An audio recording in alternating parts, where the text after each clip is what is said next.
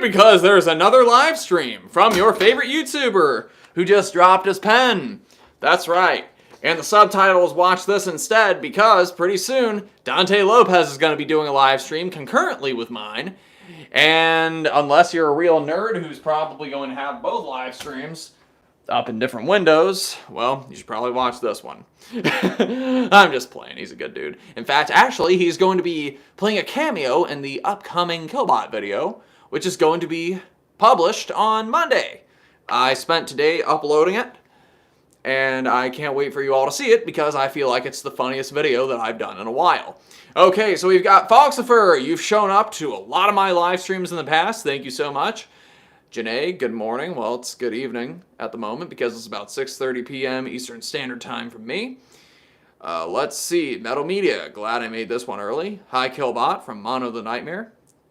Kino, hello, Uncle Tony. Hey, how you doing? Let me lower this slightly. Okay. There we go.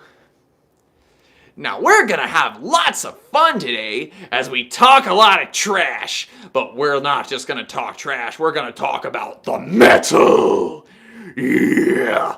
Plenty of good metal to go around. I know Toxic Holocaust is on tour right now. Between the Buried and Me, I believe is on tour. If not, they're getting ready to be on tour. They're coming to Winston-Salem on the 30th, I think. I've always wanted to see them. It's a good thing that their guitar player is not on tour with them. I don't know what they're going to do about that situation, but we'll see. Rip 426. What's up? It's 1:30 a.m. and I had to stay up for this. Well, I'd say it was pretty worth it. Thank you for participating. Mac Munn.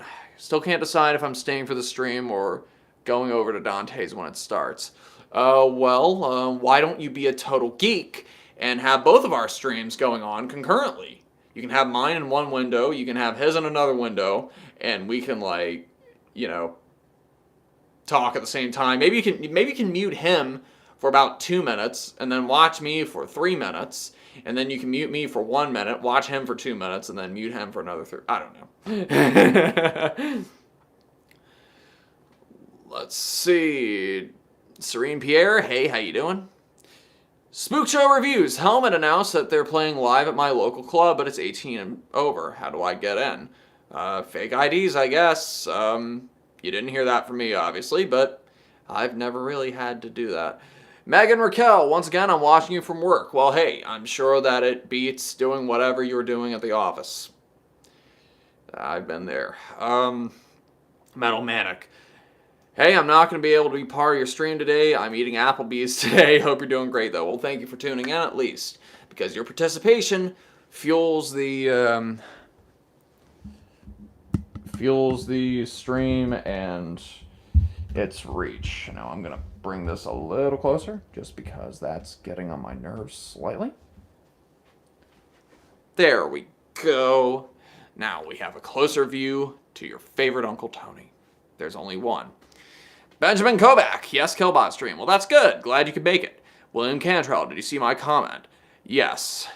Hopefully you're not asking if I've seen your comment all night. But, got plenty of exciting things on the horizon. Many of you know that I uploaded a new video earlier this week. The name of the video is Big Shows versus Small Shows. And the reason I've done that is because, well, I don't know. I guess I've been thinking a lot about it lately because I've been watching a bit of Tank the Tech in the past month or so, and for those who don't know, he is a roadie who has a YouTube channel. So he explains a lot about the economics of touring and what goes into booking tours and how much money bands actually make from doing it and the job of a roadie. And in watching his videos, I was thinking about big shows versus small shows because people tend to trash bands that do meet and greets, and they tend to trash bands that do merch for high prices than what's probably fair. And I just wanted to bring some of these issues to light because some of you may not watch his channel, but also because big shows are a contentious issue in the metal community. I mean, I've told people, and it's not just Judas Priest type shows. I mentioned in the beginning of the video, I was trying to meet up with somebody at a Municipal Waste show, and they were like, oh, I'm not really into big shows like that. And I'm over there thinking Municipal Waste is a big show to you? Okay, so how many people do you prefer to be at shows? 5, 6, 12, 2? No, you want to go see a band play in their garage. That's where you want to see them. You see, when an artist finds an audience, I don't think it's right to punish them for it. You know, I just got finished watching a David Bowie documentary, actually, where he said the same thing. He was like, you know, I think that if an artist finds its audience, that's a good thing. That's something to be celebrated. From the man himself. That was from Moon Age Daydream, which I've been meaning to watch since it came out, and for some reason hadn't gotten to it till today. Visually appealing, but it's definitely a documentary that you need to be awake to watch. Kino, just got back from work and I'm feeling nappy, but I'm in your stream. Well, thank you. Thank you. Foxfur, I'm a why not both type of guy when it comes to shows. Me too. Hey, the best shows I've been to, they've been a mix of big shows, like going to Coliseums, and they've been a mix of small shows, like going to see Pentagram in a place that maybe 200 people could fit.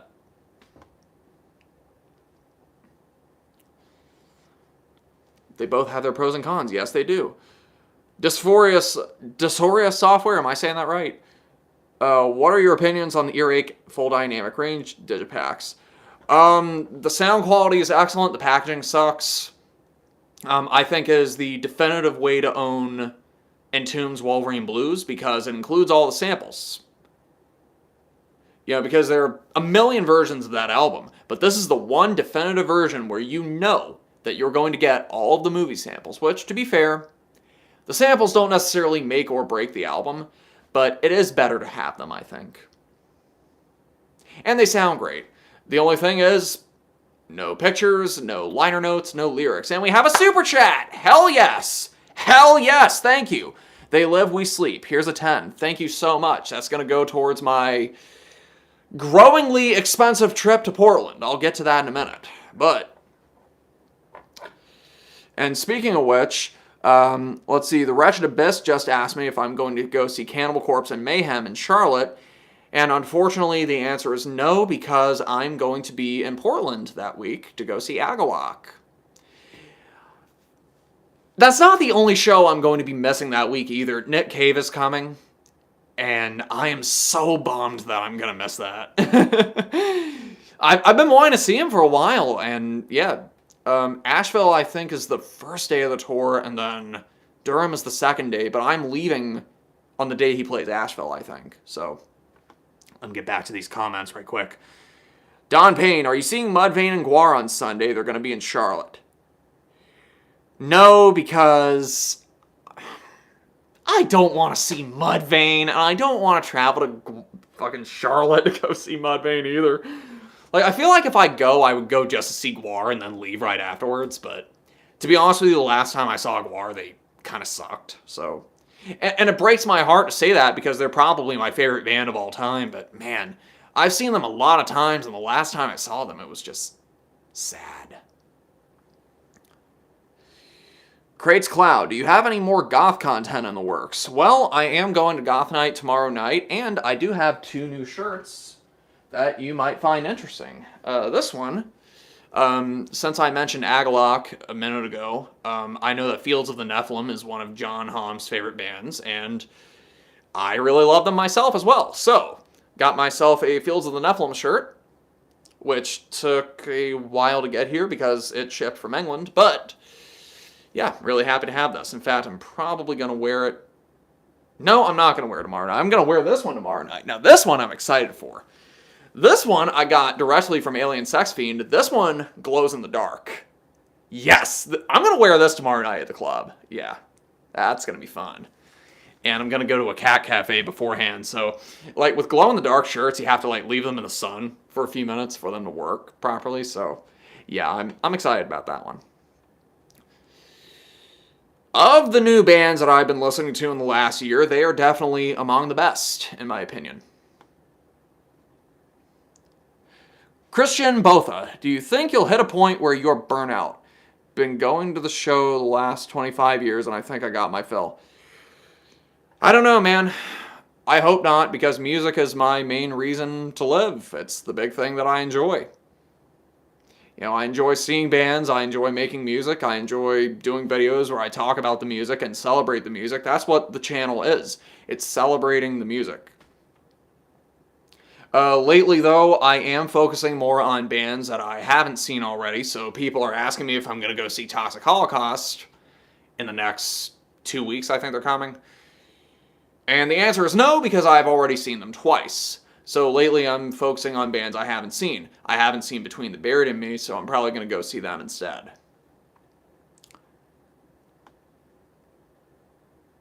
Looney Tunes. Tony, what language did you take in school? I took Spanish 1 and Spanish 2, and I forgot pretty much everything I learned. XXXXXX. Dope Autopsy shirt. Thank you. Thank you so much. And this has the track listing on the back.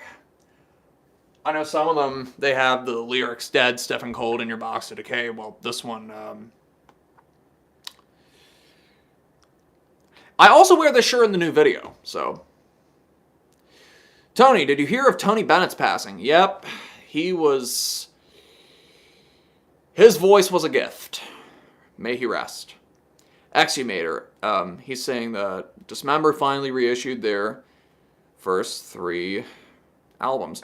Yeah, hopefully they reissue the demos as well, because I've been wanting those for a while.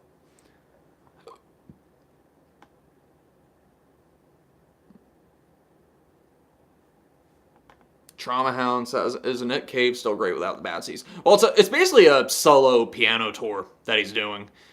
I've heard good things about him, but, like, I enjoy most of his stuff, you know? Martine, hey, how you doing, Martine? I'm going to kick you in the balls when I see you tomorrow.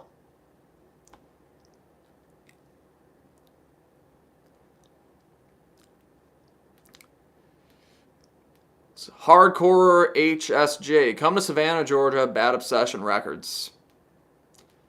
Let's see. I went to this record store in Athens, and it was run by a guy who was a giant Melvins fan. Let's see. Anthony asks if I wear earplugs at shows. Yes, I do, and I'll tell you which ones I wear. They are the... If I can find the case for it, I can tell you exactly what brand it is. Oh, I know what brand these are. These are Etymotics, Etymotics, and I don't go to a show without them. The last time I went to a show without earplugs, I couldn't hear right for about 6 days. And I said never again. Spook Show Reviews. What CD player do you use? I don't own one, honestly. I just rip them in high quality and listen to them on headphones. Christian Botha, do you have a Liebach record? I have Nova... something. I can't remember the last part of it. Breast Milk Gaming. How you doing? Loved your typo video. I saw it recently. It's how I found your channel. Good to see people still love typo. Here's something for you. I don't know if you saw the Skinny Puppy video that I did about 2 months ago. But in the video, I traveled to New York to go see Skinny Puppy. And I figure while I'm there, I'm going to go visit Peter Steele's grave. I did that in the video. But also, in Brooklyn, he has a tree dedicated to him in one of Brooklyn's parks. And this right here is a sun catcher with a leaf from Peter's tree. Yep. I love when I smell the inside of this. Smells like a garden. Speaking of garden, you may want to watch the next video. Trucker Chadwick. Huge fan, by the way. Trucker Chadwick says, what's my blood type? Hey, Chris! How you doing, man? How you doing? Cannot hear you. Yeah, right. You can hear me. What's my blood type? I am type A negative, believe it or not. Okay, so of the things that I want to talk about, Trauma Hound, Saw Puppy in Atlanta, and Sick New World. The Sick New World show, man, those guys must have suffered for that show because Ogre had to change up his costume and it was so fucking hot from what I heard. Data bomb. Hey, it's Dre, by the way. Hi, homie. Dre! Hey! See this right here? This is all because of you. I look at this and it brings a smile on my face every time I look at it. So thank you again so much. And whatever it is that you guys are planning, whatever it is you guys are announcing, I want to participate. I hope it's a live album. I hope it's more tour dates, whatever it is. Also, hopefully I can be there at the final show if it's possible. But we'll cross that bridge once we get there.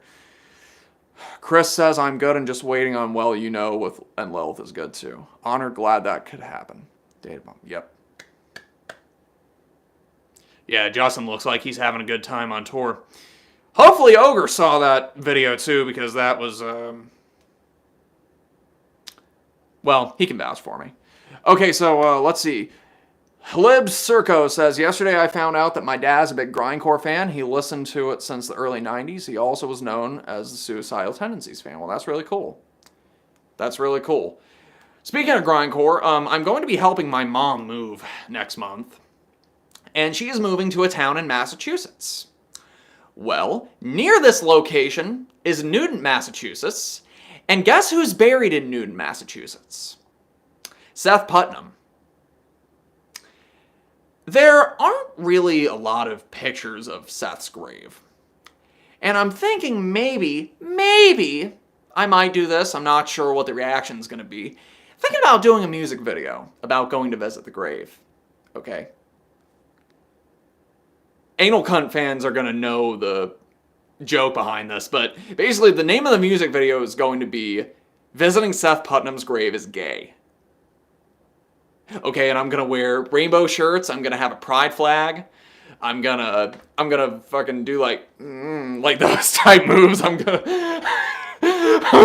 even gonna do the blazing saddles. Throw out your hands, stick out your tush. French mistake. I'm not sure how well that's going to go down, and honestly, it's like I want to do it, but also it's like I'm not really sure. There are a few things that Seth did while he was alive that kind of rubbed me wrong, so I'm not sure if I want to indulge in supporting that or not. I don't know. Music video idea is awesome. Foxford, he was buried. I thought he was cremated and his ashes were spiked into everyone he hated drinks. It's possible he was. Panda shreds the guitar. How are you doing, Tony? I'm doing wonderful. Doing wonderful. Hatch, here's a good question. What's your opinion on the Metal Encyclopedia website? I look at it all the time. In fact, I have a page there, as it turns out. When I saw that I had a page there, I was like, so good. Serene Pierre asks about where the Peperomia Metallica is. Okay, you asked for it. Give me a minute. The prop for the next video.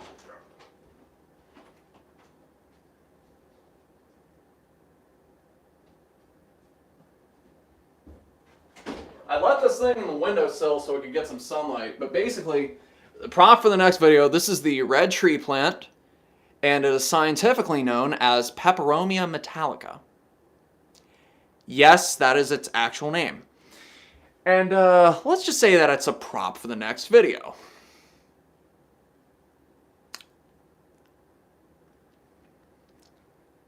Should I give you guys a little hint about what the next video is going to be? Tell you what. If somebody were to super chat me $10, I will tell you what Monday's video is going to be. Okay? Rip 426. You got to come over to Europe if this YouTube thing works out or something. Well, it's working so far. Hey, someday it's going to be... someday it is going to be at 100,000 subs. Can't wait till that happens. Fun with O. Hey, Tony, how are you today or tonight? Doing wonderful.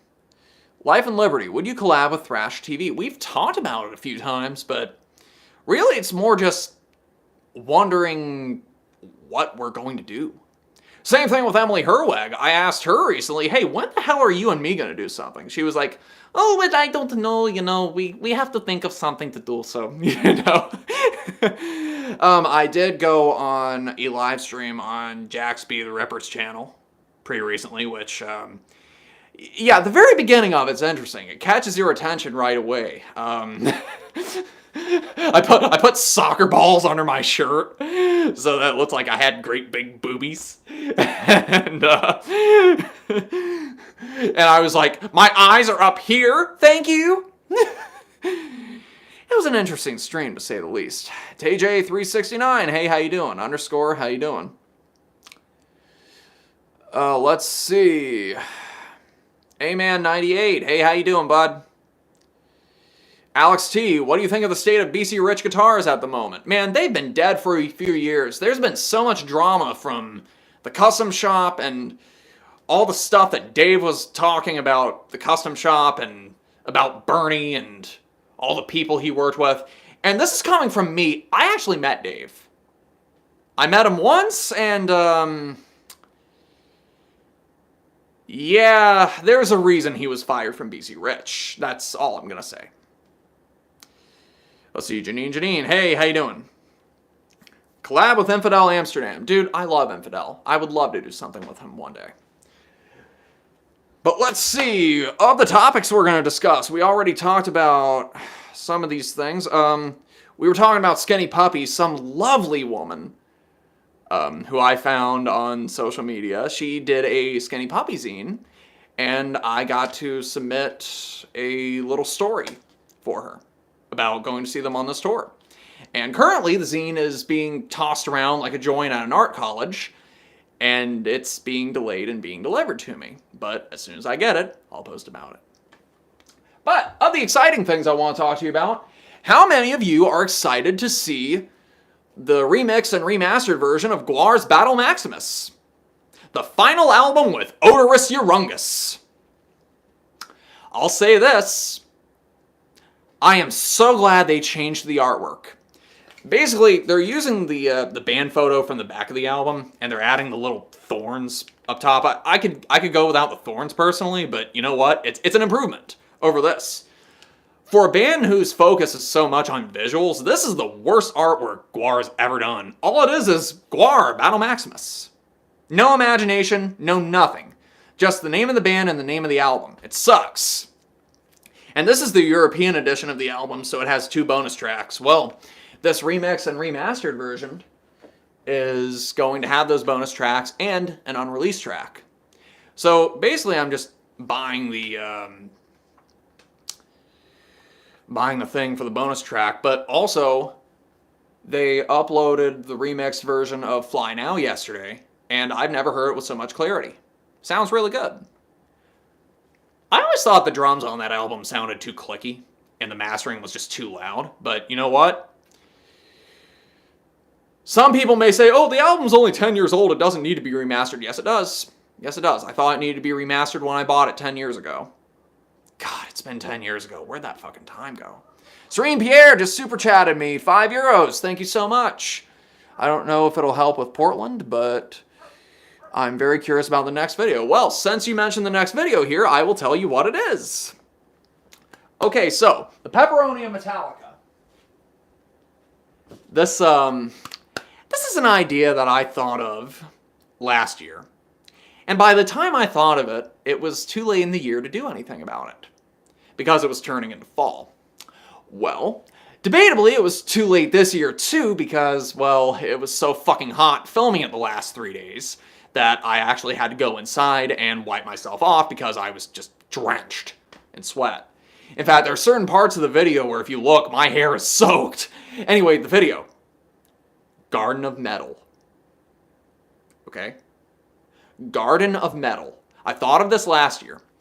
And basically the premise, instead of going to the store and buying metal, you're gonna see me planting seeds of the metal and fertilizing it with tools of the metal. You'll get an idea. One of those tools is Mountain Dew. And growing metal. And let's just say that an old character comes back.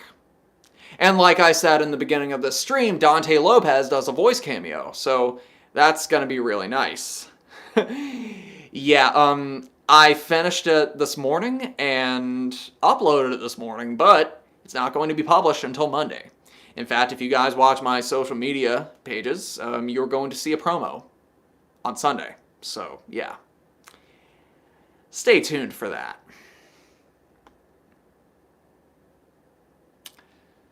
Let's see. Hatch, do you know the band The Wailers? Are you talking about Bob Marley and The Wailers?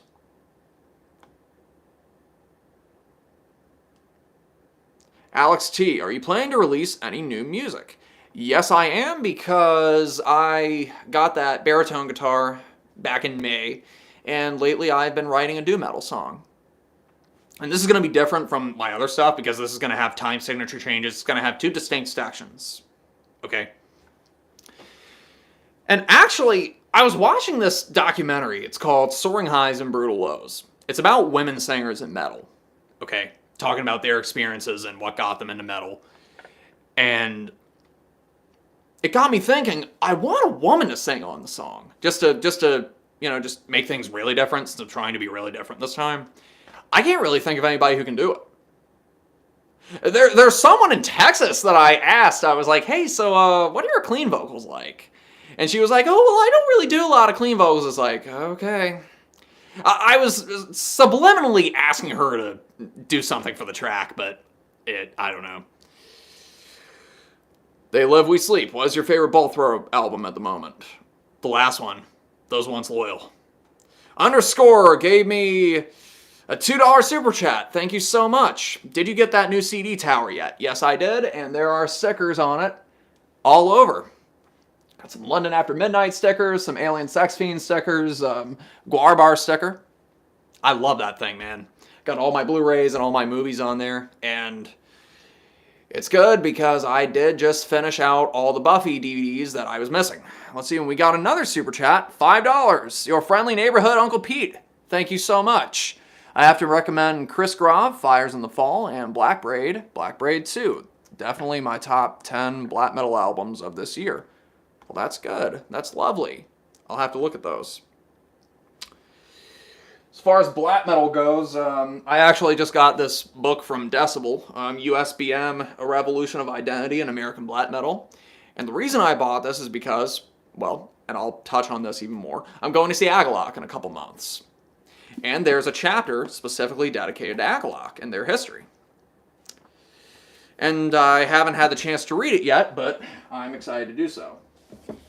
Speaking of Agalloch, they're also doing deluxe reissues of Pale Folklore, and later on they're going to do the other albums.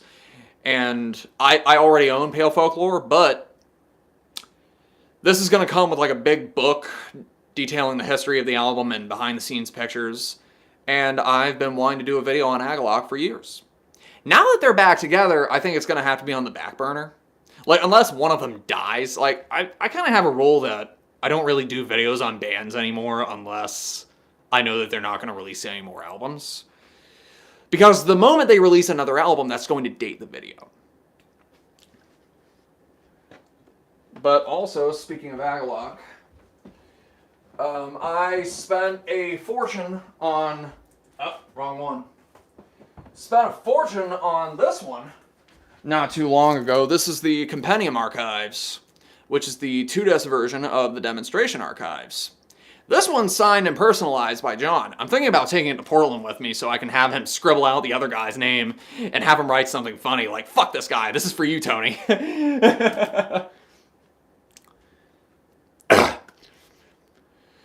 But yeah, Agalloch. So Frontier Airlines fucked up my flight, okay? The original plan was I was going to leave on the 21st. No, I was going to leave on the 22nd.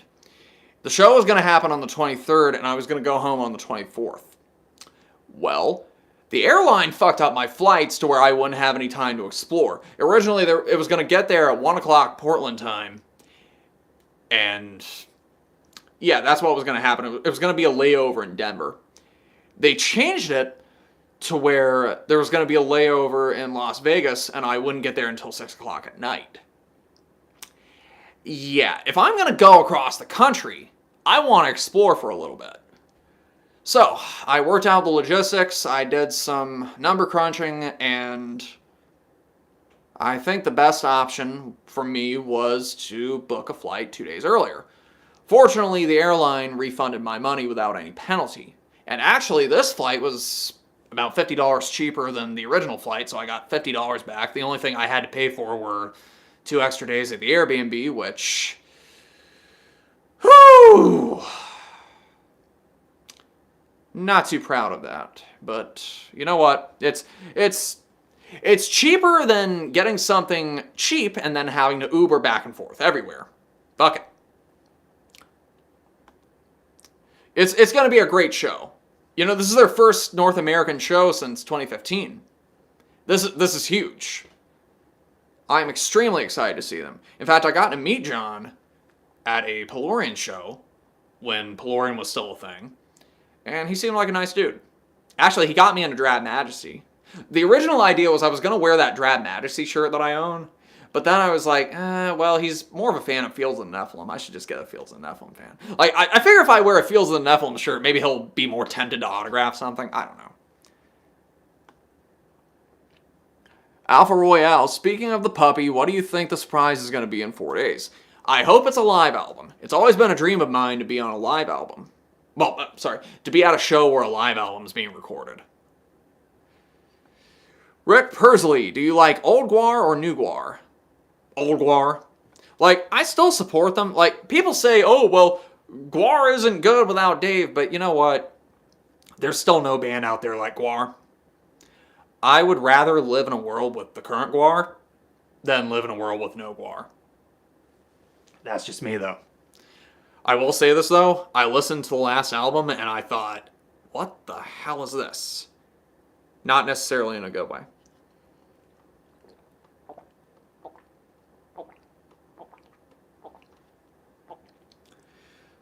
Chris says, I should do a video on women in metal and metal soundtracks. Maybe I could. I did do the Dame of Darkness video last year, which is a tribute to women in metal. And the idea was to be... I don't know. I was newly single, and I thought, well, fuck, you know, I've been playing music for all these years, and I've never written any meathead songs about girls. And a lot of the songs about women in metal, they're real objectifying, and I was trying to avoid that this time, and I think I did a good job. It's a banger of a song. It's a legitimately well put together song. In fact, in the phone call with Dante last night, he asked me who mastered and mixed the song because it sounded really good. Yep, that was all me. Took a lot of learning, took a lot of YouTube videos, took a lot of trial and error. Just years of little tips and tricks that I've learned from watching Spectre Sound and watching Mutt Lange's technique videos and all that other stuff. Frog Under the Leaf, do you know the band Windeer? Yes, I do. An Absolute Poindexter. Hey, Tony. Sorry I was late. Had a call with a friend. I told him I was watching you live. He begged me to share my screen. Hey, Poindexter's friend. How you doing? Data Bomb. Do you like Portal? I have 2 of their albums. I have 2 of them on CD.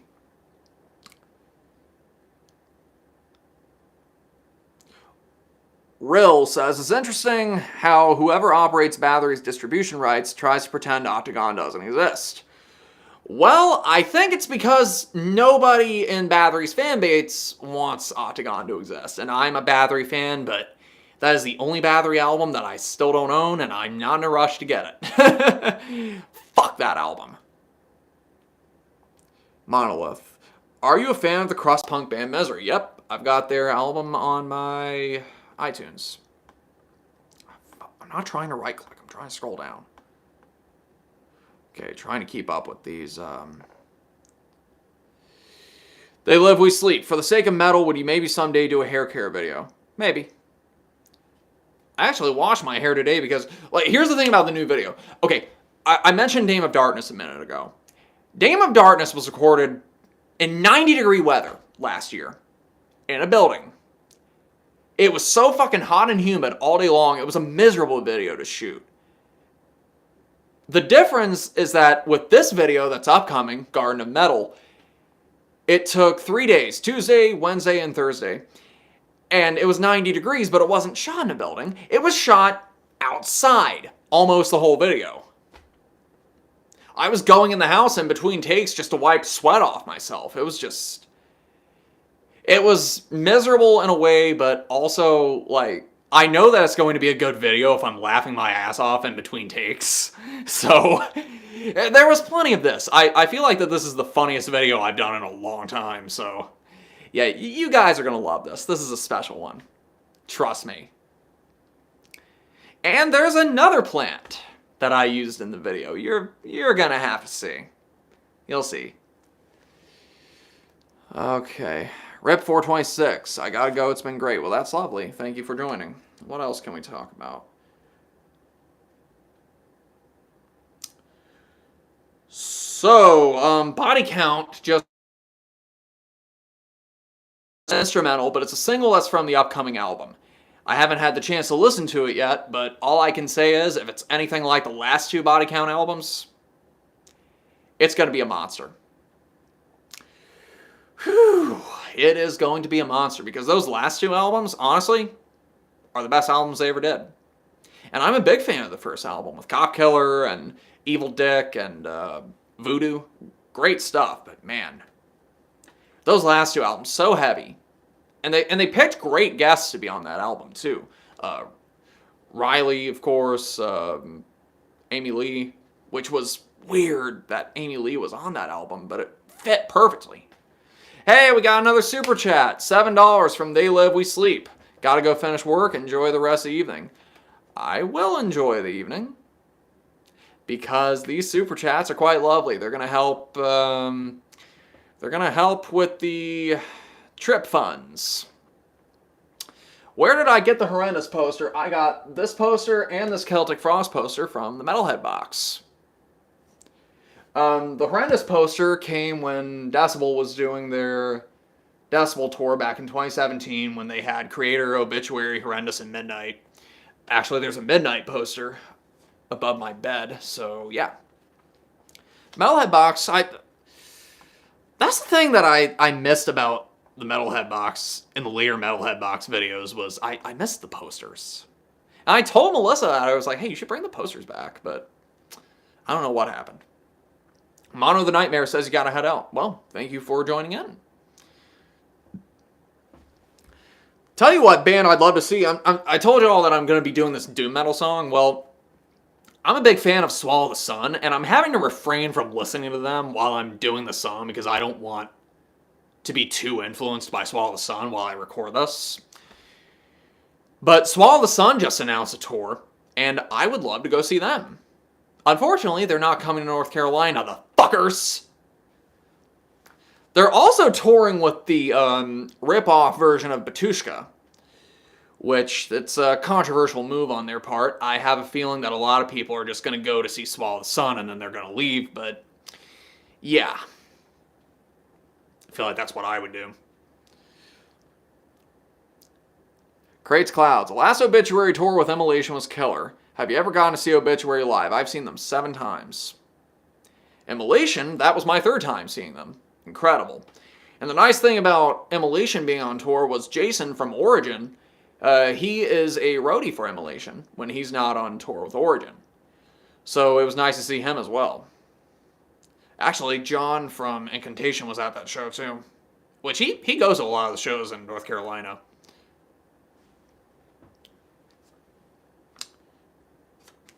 Let's see. So, why don't I tell a story? So, going to Goth Night tomorrow, and before I go, I'm going to go to a cat cafe.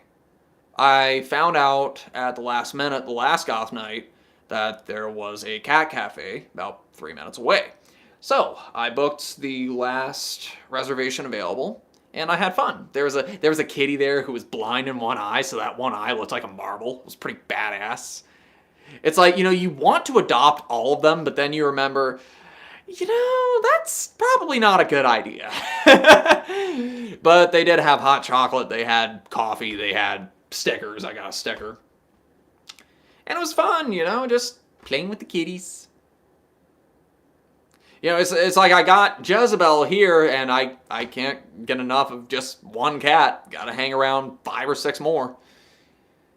Anyway, so last time I went to Goth Night, so I went to the cat cafe, and there was an hour of space between Cat Cafe ending and Goth Night starting. And where this is in Raleigh, Red Hat Amphitheater is down the street. And who is playing other than Peter Frampton? I didn't even know he was playing that night. And I'm not even a Peter Frampton fan. I think that wow, wow, wow shit gets on my fucking nerves. Can't stand it. But when he's not doing the wow, wow, wow shit, I actually enjoy him. So, this venue is basically on the street. It's guarded, of course, by a fence and some trees that obscure the view of onlookers. But I'm sitting there for a minute just listening to Peter Frampton, and he sounds really good. And he said it was his first tour in 2 years because he was having health issues or something, so it was harder for him to tour. But yeah, he sounded really good. Then I got to think, the parking garage for that venue is across the street from it.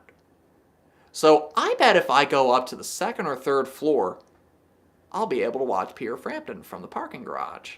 Yes, this story is going in the next Concert Stories volume. Anyway, I go up to the second floor. Trees are in the way. Can't see anything, so I go up to the third floor. Still can't see anything. I go to the elevator. It takes me down to the first floor. A guy gets in the elevator, and it turns out that he's on the same mission that I'm on. He wants to know if he can see Peter Frampton from one of the floors. I say, I just checked out the second and third floor. Let's go to the floor 4. We get to floor 4. Tree's still in the way. And there are 2 guys who join us. They're already on the floor. They're wondering the same thing we're wondering. Can we see Peter Frampton from the parking garage? And then we're like, fuck it. We're going to go to the top floor, baby. So floor number 6. We get to floor 6. There's already somebody watching. And there are a couple more people on the top floor that join us. And yeah, we can see Peter Frampton from the top of the parking garage. And we're listening. We're watching. He looks great. He sounds great. We're sitting there for a minute. And this cop rolls up. He's like, hey, so you guys watching the show? Yes, sir. Well, I hate to break up the party, but, it's my one job tonight to run off people who are doing this. It's like, fuck. We were all understanding. He was cool about it. He got it, but anyway, we're walking away and we're like, you know what? He's on this floor. He's not going to be on the 5th floor. Let's go 1 floor down. So we go to the 5th floor. We do the same thing. We find a good spot. We watch Peter for a minute. And then the cop comes rolling back up. And he gets out of the car, starts walking towards us. He's got a big smile on his face. He's got that look on his face like, man, I get it, but, I got to do this. We see him roll up. We're like, fuck, fine. We'll go. So, I mean, can you blame me? All the people in my social circle, they'll all tell you the same thing. I love getting into shit. They'll all tell you that. And we got a $100 super chat from Chris and Lilith. Thank you so much. My paycheck in August is going to be amazing. Thank you so much. That's going to contribute towards dental expenses and the trip to Portland, which I just told you is kind of killing me. But it's going to pay for itself because since I'm staying at a place that's an 8-minute walk away from the venue, that means I'm not going to be spending a lot of money on Ubers and Lyfts. I spent so much goddamn money on Ubers and Lyfts while I was in New York. Yeah, trying to avoid that this time. Anyway, Dante Lopez, hey, you're here like you promised. Hey, I was talking about you a few minutes ago. Hey, how many nerds in here have his live stream and my live stream going on concurrently? You know what? Part of me wants to look at your live stream and see what's going on. But I don't know if I can do that. Vengeance Falls 96. Hey, man, how you doing? It's funny because you're talking about Peter Frampton. I keep thinking you're talking about Peter Murphy since you're talking Goth Nights. Man, I wish it was Peter Murphy. Or Love and Rockets. Noodle. Haven't watched a video of you in 5 years. You look the same. Well, people say I age well because, well, no drugs, no drinking, no smoking, and I exercise a lot, so. Hey, you haven't watched a video of me in 5 years? Well, you should start watching again because they're pretty fucking good. In fact, the next video I'm doing, I uploaded a video on Monday. It's called Big Shows versus Small Shows. For anyone who hasn't seen it, go watch it. I put a lot of work into it. But I also have a video coming up on Monday. It's called Garden of Metal. It's a skit. Trust me, you want to see this. I promise. Glenn says, do you like Susie and the Banshees? Well, about that. Where is it? Where is it? Trying to find my Susie shirt. Ah, fuck it, you get the idea. Yep, I have a Susie shirt and I own every album. In fact, I'm waiting on my pre-order for her solo album that came out in 2007. When I pre-ordered it, the original release date was going to be in May. And then they bumped it back to July. And since then, they've bumped it back 2 more times. So I don't know if I'm ever going to get the CD or not, but hopefully I will. I also have all the Creatures CDs, and they're pretty amazing. I love them. Let's see. Benjamin Kovac, have you watched When a Stranger Calls from 1979? No, I have not. Night Shifting, I think that's how you say it. Love your eclectic taste in music. Respect. Thank you. Thank you so much. Well, I'll say it like this. The last 2 songs I recorded, a lot of people had trouble pinning down what exactly they sounded like. And it's because of all the different influences. You know, it's like the Talking Heads. They're a real definitive sounding band. Same thing with Agalloch. Real definitive sounding band. Because it turns out that John not only likes metal, but he's into neoclassical stuff. He's into dark wave. He's into industrial. He's into the same stuff I'm into, pretty much. But he's also more into like folksy and worldy music as well. So yeah, if you're ever wondering why Agalloch doesn't really sound like anybody else for the most part, that's why. God I Hate Colorado says, Prague guy needs to discover punk at some point. Well, I'm just going to be quiet. Christopher says, did you watch the GWAR Tiny Desk concert? I have not yet, but I want to because usually the Tiny Desk concerts are really cool. And GWAR's a great band for that. Gage, do you like Cynic? Yes. And actually, I like the newer albums better than the first one, if you can believe it or not. What else can I talk about? Yeah, so I had my first dental cleaning in 8 years, about 2 weeks ago.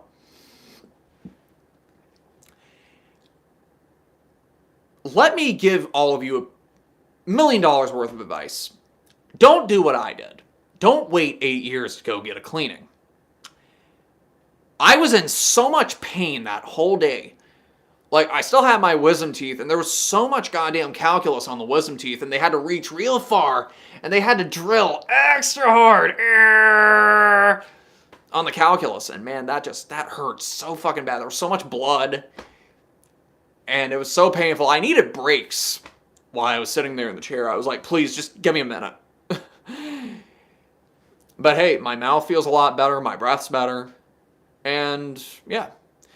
This was at the UNC Dental School, which cost about $50 for a cleaning. I had them do fluoride, that was an extra $20, and I'm going to have some fillings done later in August, which it needs to happen because, well, my teeth, I got a cavity that's so big that food gets stuck in it every single day. And the only thing that gets it out is the water flosser I use. So yeah, and the past year I've been on a big kick about taking better care of my teeth. Yeah, now's the proper time for it. Trying to get my wisdom teeth removed too, and unfortunately, it seems like the surgical wing in the UNC Dental School is slammed until September at least, so I don't know when that's going to happen. But whatever. All I'm saying is just take care of your teeth, please. Metal Media. I've been having problems with creating more original riffs. I guess I should try different tunings for different sounds. Yeah, different tunings helps. Different instruments helps. I find that if you write songs on an instrument that you don't typically play, that also helps. For me, my songs started sounding different when I started writing music on bass. I feel like when you have the bass and the rhythm section down, it's basically the meat of the song, and you can put anything you want on top of it. Imer Thomas. Hey, Tony, I'm an artist, and I think it would be cool to draw. Do I have permission to draw you? Draw me like one of your French girls. So, fun story. I was reading the liner notes of a Smashing Pumpkins album about a month ago. And Billy Corgan said in the liner notes that he read this book, The Artist's Way by Julia Cameron. He read this book, and then in 24 hours, he wrote two of the Smashing Pumpkins' biggest songs, Disarm and Today. Now, you gotta think, for somebody like Billy Corgan, who has written more than 400 songs, if he can get something out of this book, imagine what it could do for me. Well, this book is 30 years old, people still buy the shit out of it, and the author still does workshops for it, where she does like hands-on instruction on things that she talks about in the book. Well, I'm currently on chapter 2, and I'm gonna do my best not to break any rules that are in the book by talking about this, but all I'm going to say is one of the exercises of many that are suggested in the book are morning pages, okay? Basically, the idea is to unblock your creative block that's stopping you from creating art, whatever it happens to be. Basically, all it is 3 pages, first thing in the morning, stream of consciousness writing, anything you can think of, anything that comes to your mind. It's not hard for me to do because my mind has 1,000 things going on in it all at once, always. It's just time consuming, so I have to pick an album to listen to while I do it. So this morning it was The Mob Rules. Yesterday I think it was The Nephilim by Fields of the Nephilim. The day before that it was the White Album by Agalloch. So yeah, usually 40 minutes. But yeah, that's one of them. Artist dates is another, and hopefully, like, the way it works is a 12-week course. Okay, I'm currently on week 2. I have a feeling by the end of week 12, I'm probably going to be on fire. I feel like it's doing things for me already, but I don't know. We'll see what else it does for me. I'm curious. Dorian Dick says, what are your thoughts on Marilyn Manson? Funny thing is, about Marilyn Manson, I got this recently after I've been curious about it for years. Where is it? Check this out. A lot of you don't even know about this. Before there was Marilyn Manson, there was the Spooky Kids. And then it changed into Marilyn Manson and the Spooky Kids, and then it just became Marilyn Manson. This is a compilation that was put together by, I want to say it was Gadget Game in 2004. And yeah, these are all songs that were pre-Portrait of an American Family.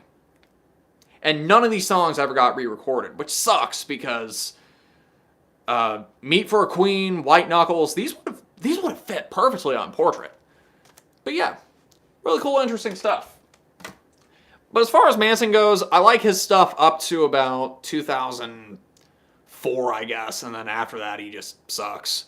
My favorite album of his is probably, well, depending on the day, it's either Mechanical Animals or Hollywood, depending on the day.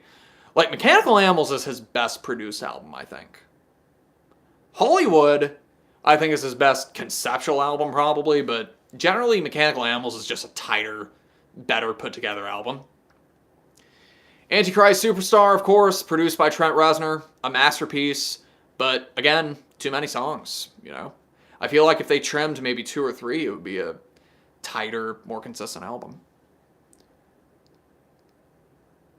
_ do you like Frozen Soul or Zorihim? Frozen Soul is pretty good. Actually, a friend of mine just went on tour with them pretty recently. Let's see, One Quacks FG. Godflesh is the only industrial I like, so not even 90s Ministry. What about Frontline Assembly? I personally believe that 90s Frontline Assembly is their ultimate work. My personal favorite of theirs is Hardwired. So intense, so complex. And I'll tell you this, when I saw them a couple months ago, there were 2 bands that opened for them. They were industrial bands, and they were good. But when Frontline got on stage, the entire energy of the room shifted. It only took 60 seconds, and the whole vibe got aggro as fuck. So good. So good! Bill Lieb and Reese Fulber are fucking geniuses.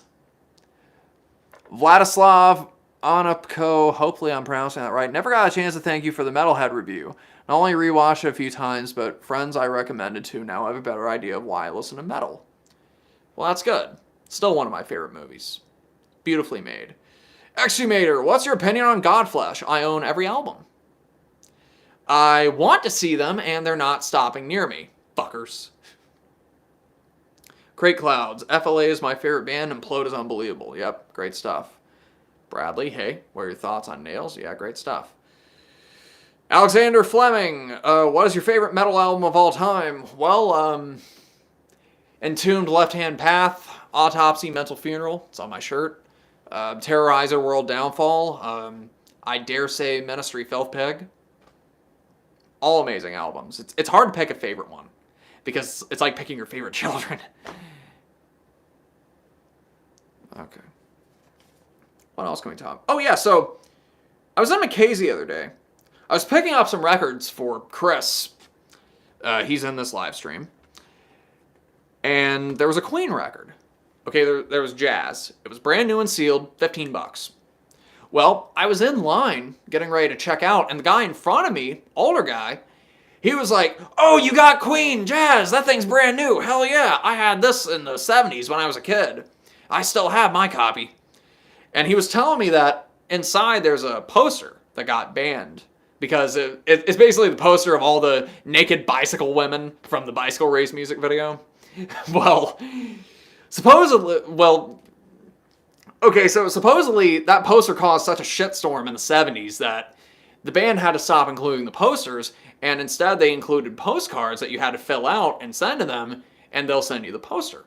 Well, he said, yeah, I was 10 years old. I asked my mom if we could send the postcard in, and she was like, no. And he was also like, yeah, so you see the cover? Well, you put it flat, and you just roll it around like this, and it looks like a record that's spinning. Well, naturally, I had to open the record before sending it out, just to make sure everything was there, and make sure that nobody was getting ripped off or anything. And yeah, the poster was there. And I figured I'd test the sound too while I was at it, make sure that it sounded okay to send to him. And yeah, so cranked up Fat Bottom Girls as loud as I could without killing my ears. It sounded immaculate, I'd say. Still the ultimate song about one of my favorite things.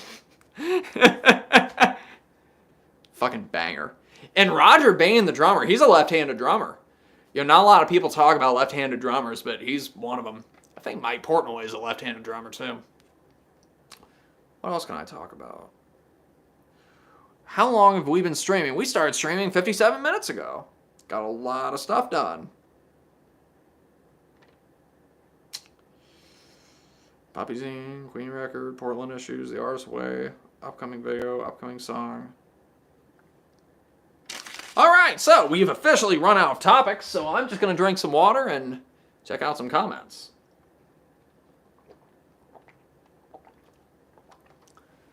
Recently rekindled a friendship with somebody that I had a pretty nasty fallout with some time ago, and you know, it's one of those things where it's nice to let go of that weight. You know, life's too fucking short for that shit. So yeah, there you go. That's some exciting developments going on, and what else? What else? Lots of exciting things that are happening. Going to see Queens of the Stone Age in August. Already got the ticket for that. I've been wanting to see them for years. I got Songs for the Deaf for Christmas when I was, I think, 11 years old. And it has been my go-to road trip album ever since. Because it's a concept album about a road trip. I find that Caius and Queens of the Stone Age are great road trip bands. The new album, I've listened to it once. It was fine. I have a feeling it's going to be a grower.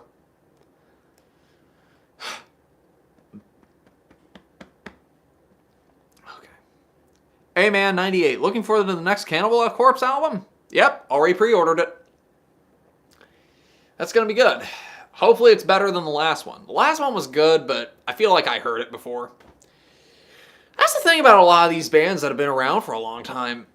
A lot of people ask me, oh, are you going to get the new Exodus album, it's like, I don't see the point, honestly, because a lot of times with these bands, it's not like they write bad songs, but when you buy an album, you know exactly what you're going to get.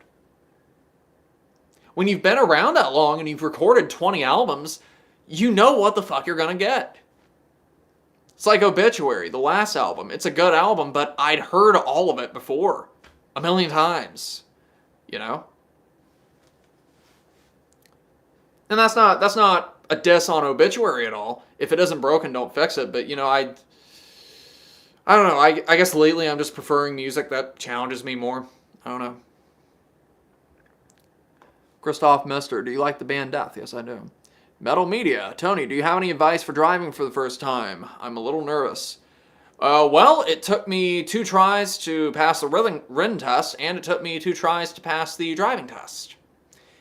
So, I mean, the main thing is just practice, stay relaxed, and stay alert. And don't bullshit, for fuck's sake. You know, just stay relaxed and practice, and ultimately just be comfortable with the vehicle. You know, that's the main thing that the driving instructors are looking for, is just be comfortable with the vehicle. That's why I failed the first time, was she said, look, the way you maneuvered the vehicle and the way you handled yourself, it didn't seem like you were comfortable driving, so just come back in a week and see what happens. I practiced on the back roads for a few days, and, well, I passed the next time. But I also didn't get my license till I was 21, so there you go. Underscore says the first 4 Exodus albums are the best. Well, personally, I'm more of a fan of Tempo of the Damned myself, but that's just me. Grim Reviews. Favorite Watain album? Sworn to the Black. And you know what? The last one. The Agony and Ecstasy of Watain. So good. I was so hurt when they couldn't tour with Mayhem the last time they were supposed to tour the States. I really wanted to go see them. One of the best bands I ever saw live. And that place fucking stunk when they played because they had pig heads staked in front of the stage. It smelled so bad. Zursa, what's your favorite Swedish band? Greetings from Sweden. Greetings from North Carolina. Well, there's the first 3 Entombed albums. There's At the Gates. I was obsessed with At the Gates when I was younger. Bathory, of course. Amazing stuff. Monomarth is Swedish. Yeah, they're really good. People are probably going to say Arch Enemy because, like, they have members from Sweden, but I don't know. Like, as far as Arch Enemy goes, I like their earlier stuff better than I like their newer stuff. Like, the stuff with Johan is actually my favorite. Okay. Underscore, what's your favorite flavor of Mountain Dew other than the original? Baja Blast. Great stuff. The Haunted, yeah. Oh, and you know what? The Crown. The Crown is excellent stuff, too. They have an album called Death Race King. It's like the perfect mix of death metal and thrash metal. Can't beat it. Grim Reviews, what's your favorite GWAR album? Scumdogs. And I dare say that Lust in Space and Beyond Hell are also in the top 3. Beyond Hell is underrated. You know what? They need to remix and remaster that album next. I'm kind of shocked that they haven't done it with Hello. Which, a lot of GWAR fans don't like Hello, but fuck them! It's an awesome album! You know, it's punk. A lot of people are like, oh, well, I don't like the punk stuff. Dude, that's what GWAR started at. Those were the roots of GWAR. And those were legitimately great songs. Of course, the production sucks, but what do you expect? It was recorded on a low budget. Hopefully they just don't George Lucas the fucking thing like they did with Scumdogs. So far, the only major change that I've heard with Battle Maximus on this upcoming remix, they added acoustic guitars to the intro of Falling, which weren't there in the beginning, well, weren't there in the original one, and it's a little jarring to listen to. Also, it seems like, I don't know, there's some vocal harmonizer on the original mix that doesn't seem to be on the new one. I don't know, I do feel like his vocal work was the best on Battle Maximus.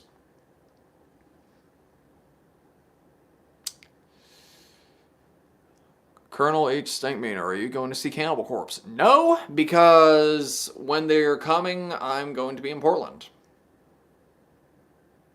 But hey, you know, this is going to be the first time I'm going to the West Coast in over 12 years. I went to California on vacation when I was about 16, I think. Yeah, so 11 years ago, I was 16. And, yeah, I went to Los Angeles, Hollywood, and San Diego. And San Diego was pretty much the best part of the whole thing. Best Mexican food I ever ate.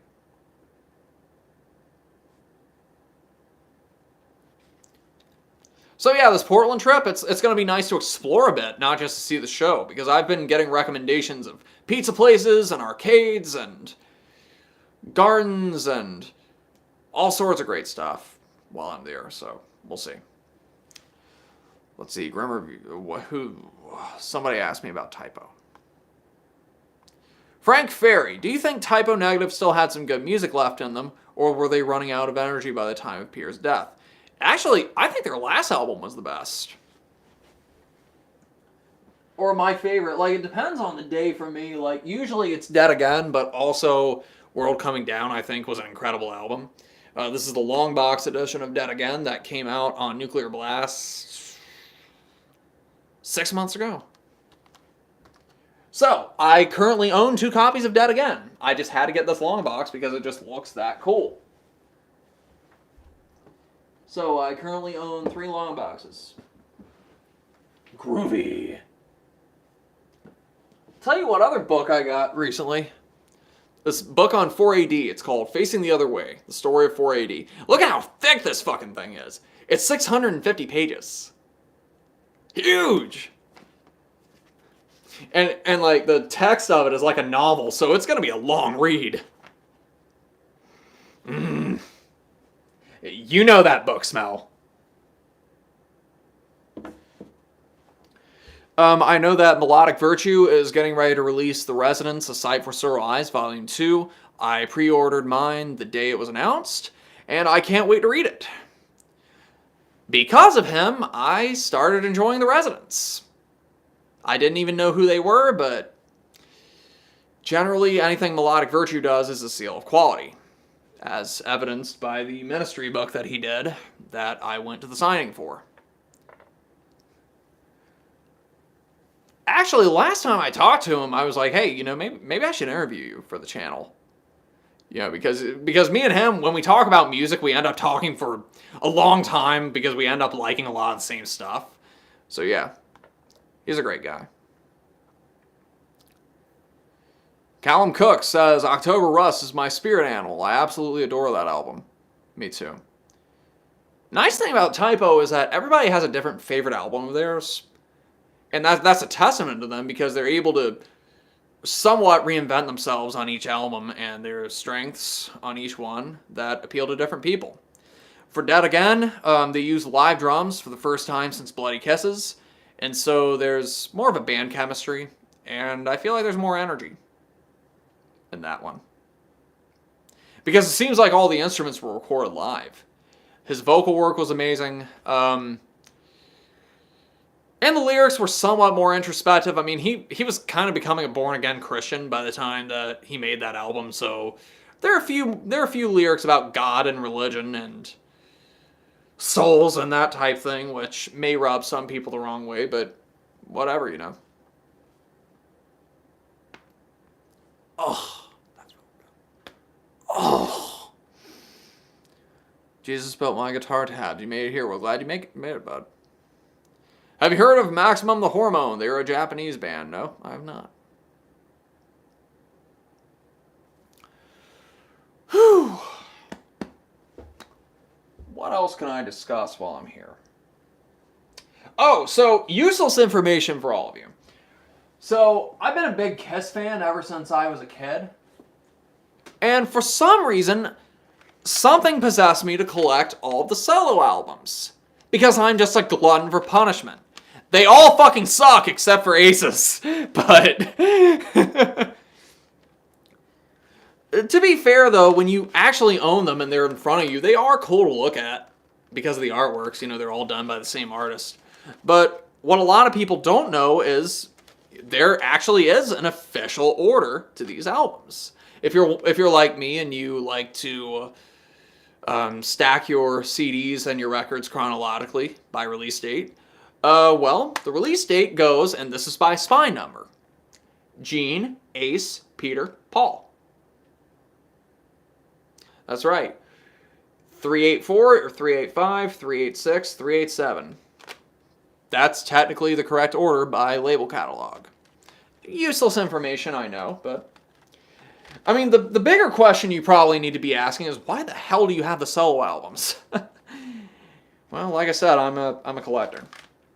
But Aces is fucking awesome from beginning to end. The song Snowblind, badass as hell, man. I'm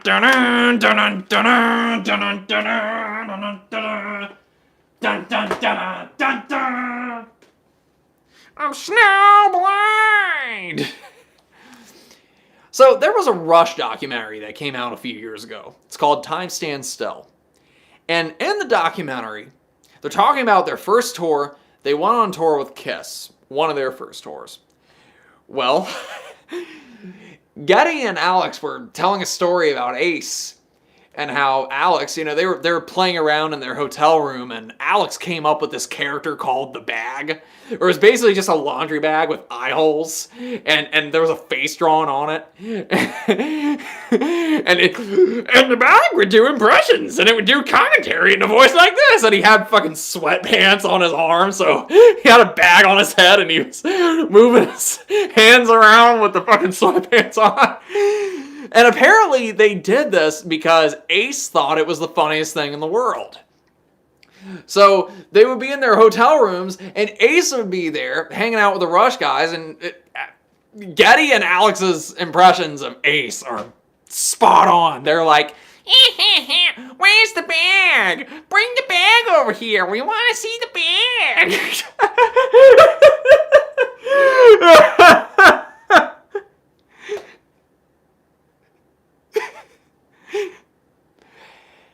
Ace is currently on tour right now, and he's coming to Winston-Salem next month.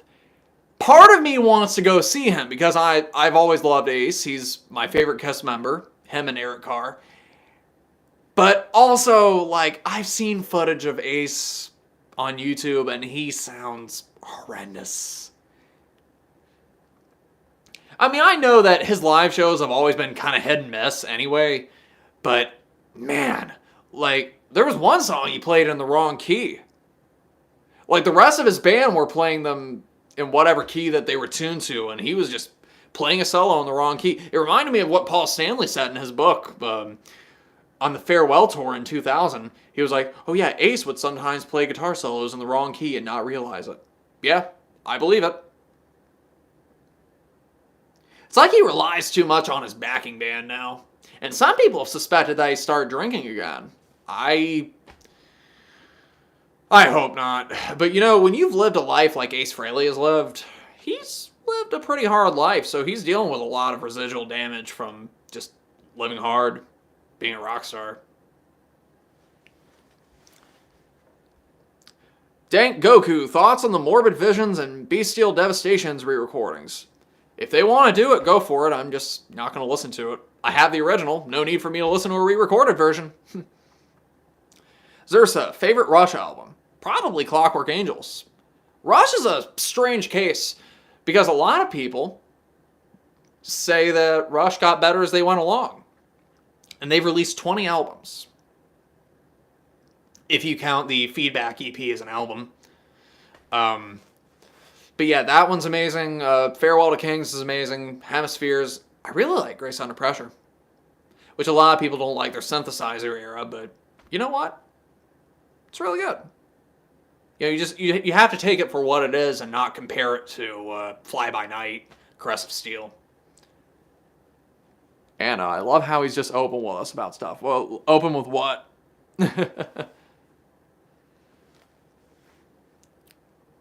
Trauma Hound. Sometimes I sit and wonder what's Pat O'Brien up to right now. He's on tour with X-Order. Currently. Let's see. Callum Cook, what's your favorite Cradle of Filth album? Cruelty and the Beast. Excellent stuff. I saw them when they were touring for... It was the second album with Lindsay. I'm trying to remember. Hammer of the Witches? It was Hammer of the Witches or Cryptoriana, whichever one came second.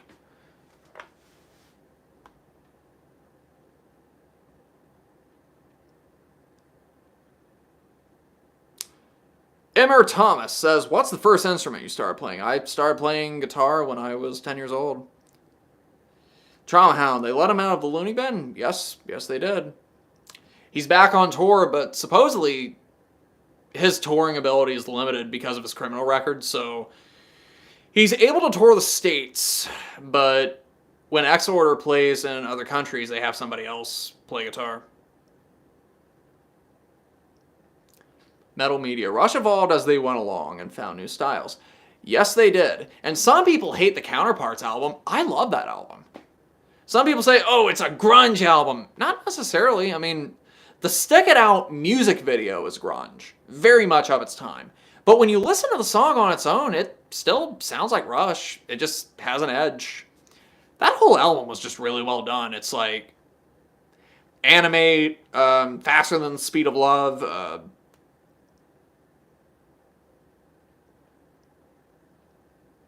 what was it? The final song on that album, Everyday Glory. Good stuff. Good stuff. There were only 2 Rush albums I didn't like, and those albums are Presto and Test for Echo. Just boring albums. Boring albums. I don't want to hear no fucking adult contemporary when I listen to Rush. I'd rather hear the synthesizer era than listen to that. Even Hold Your Fire, it's like, Time Stands Still is an amazing song, but the rest of the album, it's like, meh. But it's not horrible. Power Windows is 80s cheese, and I love it. But, unpopular opinion, I actually like Signals better than I like Moving Pictures. Moving Pictures is amazing, but I feel like the first half is better than the second half. Signals, I think, is more consistently great from beginning to end. It's also a little less dated. Anna, you're open with stuff as metal and what you saw because I haven't met or seen much people like you. Well, okay. I mean, that's kind of how you keep these live streams going. People like to connect with you personally. And I've got plenty of stories from my times in making music, listening to music, shopping for music, going to see bands, traveling for bands, and other things that I do. So there you go.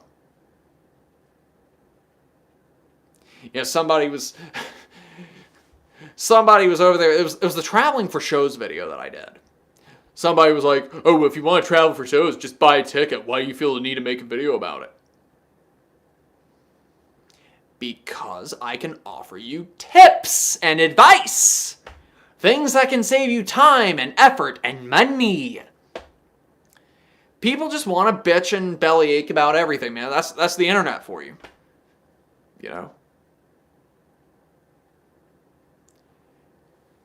And also, it's just these people who have nothing better to do. They have nothing really going on in their lives, and they think that, just being assholes is going to get them attention, but it doesn't. It just gets them blocked. Which, I will block people if you're going to be a cocksucker. Fuck you. Actually, I have a personal rule that I don't read comments until after I've had coffee. Because you don't want potentially negative comments to be the first thing you see in the morning. So, there you go. Trauma Hound. Clearly people love it. Yes, they do. All these years later, still going strong. A lot of the metal YouTubers that started around the time I started, a lot of them aren't doing stuff anymore. And there are a lot of them now who are doing things when, frankly, they shouldn't be on YouTube. And that's not dissing anybody in particular. It's just they don't have the temperament for it, I think. Dylan Avila, what's your favorite metalcore band? I fucking hate metalcore. An absolute Poindexter. Gotta go, Killbot. See you in the next live stream. Well, thank you. Thank you so much. Daniel, but Annika, thank you. Keep being you, 10 out of 10 personality. Thank you. Trauma Hound. Ogre gave you the nod of approval. Enough said. Dude. Yep, the times I met Ogre, he was so kind. So kind. Actually, and this is, I'm going to break this rule that's in the book, The Artist's Way. One of the exercises is to list detractors who don't support you artistically. Just a small list of them. The next part of that exercise is to list people who support you. Personal friends, family, even people you look up to. And among the people on that list was Ogre. And the next part of that exercise is to write a letter to one of the supporters on the list, and you can choose to send it or not send it. And I decided to write a letter to Ogre, which I did not send, and I'm not going to, and that's going to stay confidential. But it's basically just basically the exercise is to write a letter to one of your supporters and thank them for being supporters. Because I've mentioned this in that Big Skinny Puppy video. When I met him, he said, your video showed me that the band still has value. And then when I met him in Charlotte for the meet and greet, he said, hey, keep up the spirit. I love that you're still doing what you're doing, I mean, this is one of my musical heroes right here. I've been a diehard Skinny Puppy fan since, 2014, 2015, whenever it was I started buying the albums. And this changes things a little bit, And yes, there is a video on YouTube where I finally found a video of the sound check where at the end of it he says, yeah, I want to say hi to some people in the audience. I know this guy right here points at me. He wrote an amazing article on Last Rites. There was an article written about Last Rites. I didn't write it, but my video was linked in it. So yeah, that's probably what he was referring to, but he did see the video. He told me he did, so. Anyway, Heavy Metal Elk. Yeah, I'm about to be in Charlotte, dude. Awesome. Metal Media. Do you have any advice for getting more skilled at guitar? Well, there is a book of exercises that you need to read. It is called Guitar Aerobics by Troy Nelson. I think you can find it for about $12 on Amazon. It was cheap when I bought it many years ago. I'm not sure what it is now, but this book is basically a list of... It's full of exercises that help you with your speed, help you with your technique, help you with string skipping, all sorts of other stuff. And you can go through the book over and over and over. And it does help. So yeah, get this book. Also, I think Troy Nelson teaches guitar as well. So yeah, he's done a lot of people a major service, including me. Trying to put this damn thing back. Fuck it, I'll do it later. Chris says, I'll talk to you later. Well, thank you. Thank you so much, bud. And thank you for the super chat. Dank Goku. What is a hated album that you really like? Adore. Smashing Pumpkins. Always loved that album. Never knew that it was hated until a couple of years ago when people talked about how hated it was back in the day. I was like, what?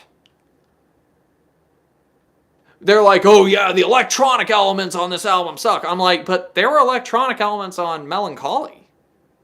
I mean, they weren't to the extent of Adore, but they kind of were always there. I don't know. The only criticism I have against that album, I kind of wish that The End is the Beginning of the End was on that album. Just to speed things up a bit. Because, the whole album is just slow, drab, sad. It needed something like Zero. Just to spice things up a bit. What else?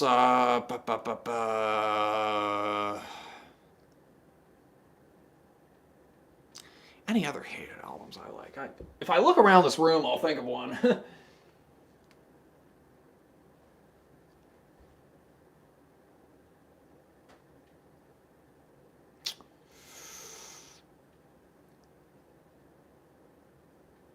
I don't know. Trauma Hound. YouTube videos have helped me with some bad habits like flying pinky. Yep. Jesus built my guitar. I hate Smashing Pumpkins in general, so that's all their album's opinion at least. So, I have a friend of mine who loves Pearl Jam and hates the Smashing Pumpkins because she hates Billy Corgan's voice. I love the Smashing Pumpkins but hate Pearl Jam because of Eddie Vedder's voice. And you know, there's really no right or wrong here because Billy Corgan sounds like this. Like, the first time I listened to Smashing Pumpkins, I thought I sounded like a dying giraffe. But then you come Eddie Vedder, it sounds like this. I can't fucking stand it, man. I'll tell you what else. I've been getting into goth music the last year or so, and someone else's voice I can't stand. The fucking guy from The Mission, Wayne Hussey, I think his name is. It's like, I want to like that band. I own the albums. But he sounds like this! Just way over the top. You know what he sounds like? He sounds like the saxophone guy from the Lost Boys if he snorted a line of cocaine. It's like, dude, calm down. But speaking of Smashing Pumpkins, they announced the other day that it was the 16-year anniversary of their album Zeitgeist. That was the first album I ever bought of theirs. I bought it the year it came out. I fucking hated that album. And I still hate it. I thought it sucked when it came out, and I still think it sucks. But there were people in the comments who were going, oh, this is my favorite Pumpkins album. I'm like, what are you smoking? That album sucked. Give me Machina. Machina was awesome. Callum Cook, I've been getting into Joy Division and Depeche Mode recently. Well, yeah, Depeche Mode's pretty good. I love Ultra. Might be my favorite Depeche Mode album. It's either that or Violator, depending on the day. Callum asks if I like Christian Death. Yes, I do. Excellent stuff. But, funny thing about Joy Division, so I mentioned the baritone guitar earlier. It's right here. It can play C tuning relatively easily. And I discovered by accident on the day that I got it that Dead Souls by Joy Division is in C.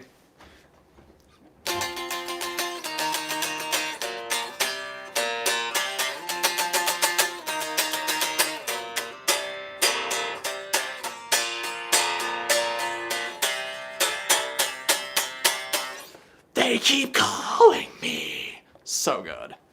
God, I love this guitar. I had a lot of work done to this guitar. I don't know if I had it done before the last live stream or afterwards, but I put new tuners on it. Wilkinson's. Not locking tuners. I think locking tuners are kind of a pain in the ass. I put some new pickups in it instead of the stock pickups because the stock pickups are pretty noisy and crackly, so I put some tone riders in there. The Hot 90s. Had a new pot switched out.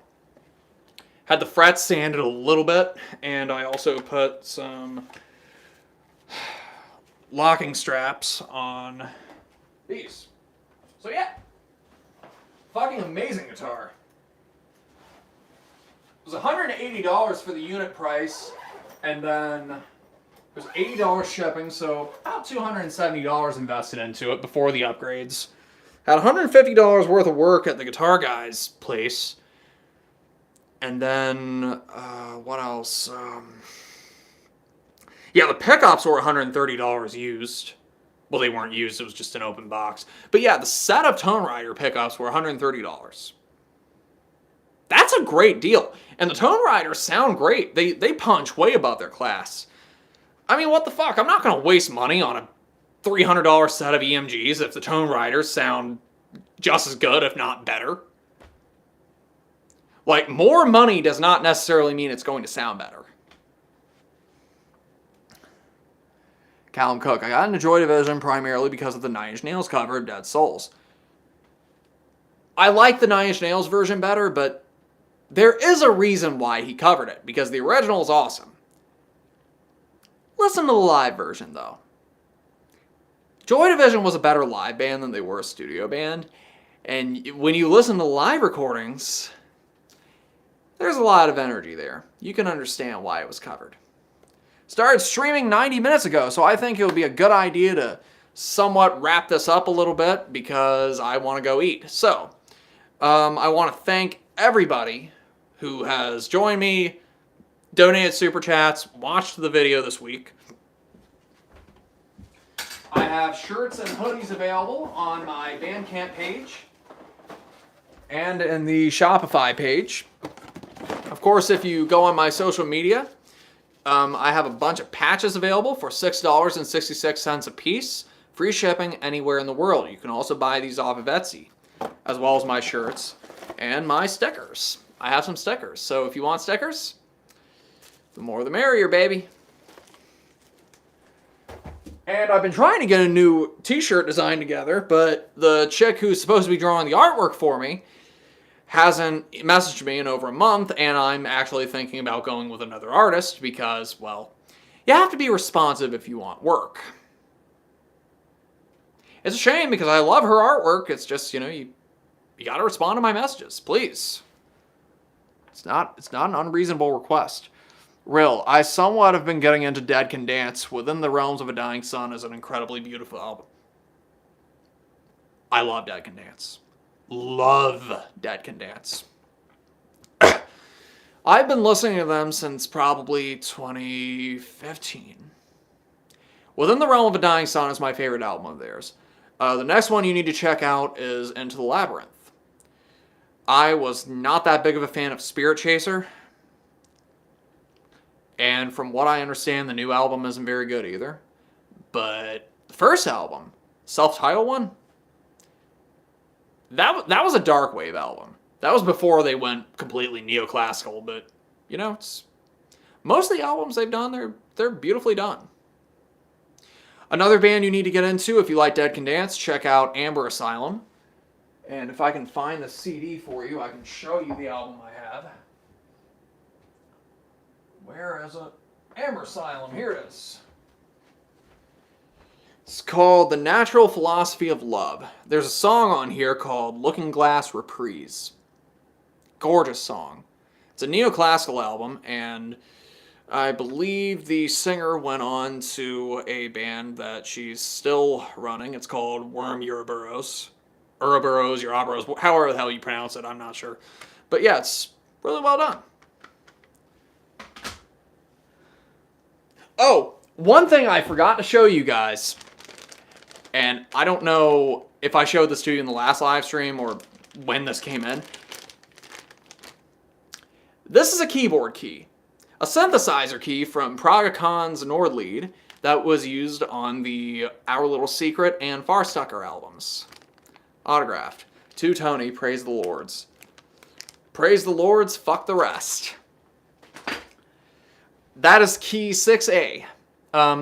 Lords of Acid were selling that on their merch website, and I figured, hey, fuck it. I've got a ton of weird music memorabilia as it is. Ogre's Brain confetti right here from the final tour that Dre gave to me. Thank you, Dre. So yeah, fuck it. Maybe this key was used on Spank My Booty. Maybe it was on Rover Come Over. Maybe it was on Sex Bomb. Who knows what key this song was used on? Maybe it was one of my favorites. Okay, somebody earlier asked me about meeting X-Order, I think. If I can get back to that.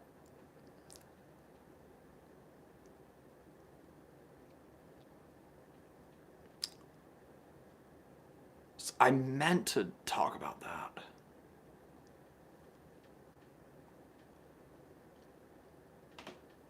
I'm trying to read the comments. Somebody asked me what it was like to meet Kyle Thomas because they were meeting him later. I don't know if you saw my video many years ago, but I helped build a guitar for Vinny. And I did a video on helping build the guitar, and then I did a 45-minute video on going to see X-Order's comeback shows in New York and New Orleans. And I will say that all of them were extremely nice. Extremely nice. I haven't spoken to any of those guys in years, but you know what? Nothing but great memories, for the most part. Like, everything involving the band was amazing, but I'm Not going to get into more details here. I also did a video on going to see them in Chicago that year, and I'll show you something else. Autographed poster from the Chicago show, signed by the entire band at the time. Vinny and Marzi were still in the band. And yeah, just fucking awesome times seeing that band. Oh, you like my creator flag? That was from the Decibel tour, which I mentioned earlier. It's funny. You know, I never thought about it.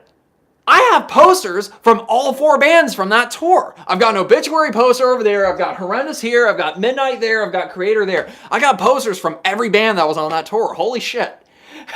That's amazing. But yeah, Gods of Violence was the new album at that point. So, yeah. Not one of my favorite Creator albums, but it is a cool design, so whatever. Anyway, yeah, so thank you all for joining in on this live stream. Go check out Dante's if he's still doing his. And yeah, so check out my video I uploaded this week, Big Shows versus Small Shows, and be sure to tune in Monday for the upcoming sketch video. You're going to want to see this. Garden of Metal. Grind on, baby. Grind on!